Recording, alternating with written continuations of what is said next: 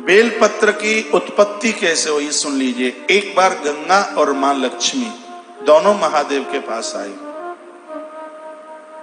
और दोनों ने यह कहा, गंगा ने कहा कि लोगों को मुक्त करने की ताकत मेरे पास है, लेकिन लोगों को मैं आरोग्य बनाऊं, बाबा ये कृपा कर दीजिए। मां गंगा भोलेनाथ को बोली। मां लक्ष्मी ने भी कहा कि लोग मेरी स्तुति आराधना करते हैं, मैं लोगों की गरीबी को समाप्त करूं, प्रभु ऐसा कोई उपाय बता दीजिए। तब भगवान महादेव ने इन दोनों देवियों को कहा था, गंगा को कहा था कि तुम गौ माता के मूत्र में अपना स्थान स्वीकार कर लो, यहाँ बहती हुई तुम लोगों को मुक्त करोगी, और जब तुम गौ माता के मूत्र में जाकर के मिल जाओगी तो तुम लोगों को आरोग्यता प्रदानित करोगी। ये मां गंगा को, स्कंद पुराण के अंतर्गत बोल रहा हूं, और टीवी पर पट्टी चल रही है शिव पुराण के साथ स्कंद पुराण। मैं व्यासपीठ से बिना प्रमाण को कोई बात नहीं करूंगा। तो भगवान भोलेनाथ ने गंगा को कहा कि यहां तो तुम सबको मुक्त कर रही हो, भक्ति दे रही हो, लेकिन जब गौ माता के मूत्र में तुम जाकर के बैठ जाओगी तो उस समय तुम लोगों को निरोगता प्रदानित करोगी।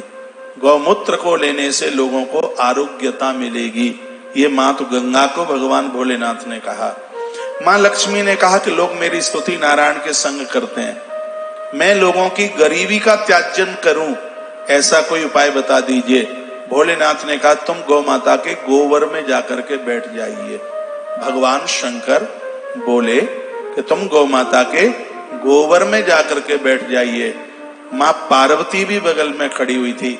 माता पार्वती ने कहा, ऐसी बेटियां जो सुंदर घर और वर चाहती हैं उनको मिल नहीं पाता, और मैं उनको बढ़िया घर और वर दे पाऊं, मेरे लिए भी कोई ऐसा उपाय बता दे। ये तीनों बातें आप नई बात सुन रहे हैं, इसकी जानकारी आपको नहीं होगी।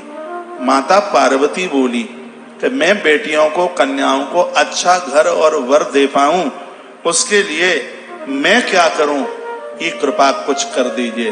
भगवान शंकर ने कहा, मैं इस बात के ऊपर ध्यान देता हूं। और मैया बस यह बोल ही रही थी, बहुत ध्यान से सुनिए। इतने में सामने से गौ माता चल करके आई। गंगा ने, लक्ष्मी ने और स्वयं माता पार्वती ने उस गौ माता की स्तुति की। अपना स्थान मांगा रहने के लिए गौ माता ने गंगा को स्नान दे दिया, गंगा को जगह दे दी, स्थान दे दिया। कहा मेरे मूत्र में तुम्हें जगह मिलेगी, और लक्ष्मी को कह दिया मेरे गोबर में तुमको जगह मिलेगी। अब कोई स्थान बचा नहीं था। तब गौ माता बड़े लाड से मां पार्वती की देह चाटने लगी। तो उस माता पार्वती की देह के श्रम बिंदु, जिसको पसीना कहते हैं, मैया ने अपनी जिह्वा से चाटा और वो मैया के उदर में पहुंचा। बहुत ध्यान से सुनिए। तत्पश्चात उस समय गौ माता ने गोबर किया, गौ माता का गोमय बाहर निकला, और परिणाम यह निकला कि गौ माता के उस गोमय और गौमूत्र के सम्मिश्रण के द्वारा देखते देखते वहां एक विशालकाय वृक्ष प्रकट हो गया, और उस पेड़ को स्वयं भगवान भोलेनाथ ने उसका नाम दिया। कहा लोग इसको बेल वृक्ष के नाम से जानेंगे, बेल वृक्ष के नाम से जानेंगे। ये स्वयं भगवान महादेव बोले। और क्या बोले, हे पार्वती, इस वृक्ष के ऊपर जो फल होगा उन्हीं के ऊपर चढ़ाएंगे, उनके जीवन में किसी भी प्रकार की गरीबी नहीं रहेगी, किसी भी प्रकार की दरिद्रता नहीं रहेगी। जो लोग इस बेलपत्र को गंगा जल में डुबाकर महादेव के ऊपर चढ़ाएंगे उनके जीवन में किसी भी प्रकार का रोग नहीं रहेगा। जो कुंवारी कन्याएं इस बेल वृक्ष के फल को भगवान महादेव की पिंडी के ऊपर चढ़ाएंगी उनको सुंदर सा घर और वर मिलेगा। ऐसा स्कंद पुराण के अंतर्गत ये बात कही गई है। एक बार जयकारा लगाइए, बोलिए बांके बिहारी लाल की जय, कृष्ण कन्हैया लाल की जय, जय जय श्री राधे, जय जय श्री राधे, जय जय श्री राधे श्याम। बेलपत्र की महिमा काशी वास निवासी नाम, काल भैरव पूजनम, कोटि कन्या महादानम, एक बिल्व शिवार्पणम। एक बिल्वाष्टक आता है, ये किताब आपके हाथ लग जाए तो ये पढ़ लीजिए, उसमें बेल की महिमा है। इसका नाम है बिल्वाष्टक।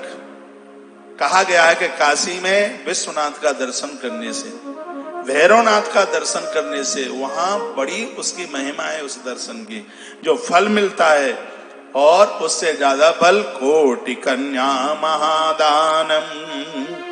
मैं निवेदन करना चाह रहा हूं कि विश्वनाथ का दर्शन करने से, काशी में भैरव बाबा है, इनका दर्शन करने से, और महादेव के ऊपर श्रद्धा से एक बेलपत्र चढ़ाने से करोड़ों करोड़ों कन्याओं का कन्यादान करने का पुण्य फल प्राप्त होता है।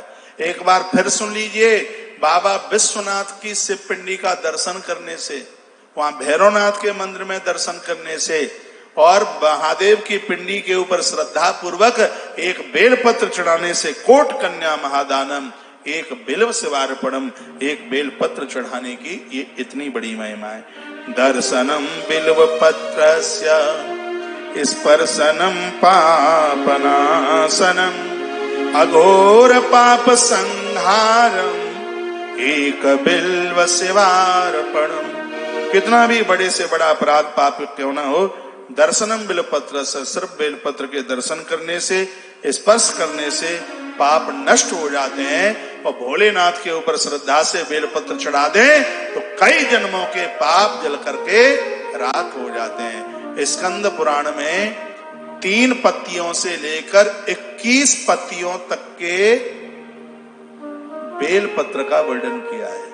3 पत्ती से लेके 21 पत्ती तक, लेकिन आज नहीं सुन पाओगे, कल सुनोगे। टाइम पूरा हो रहा है, मैं आरती की तरफ चलूंगा।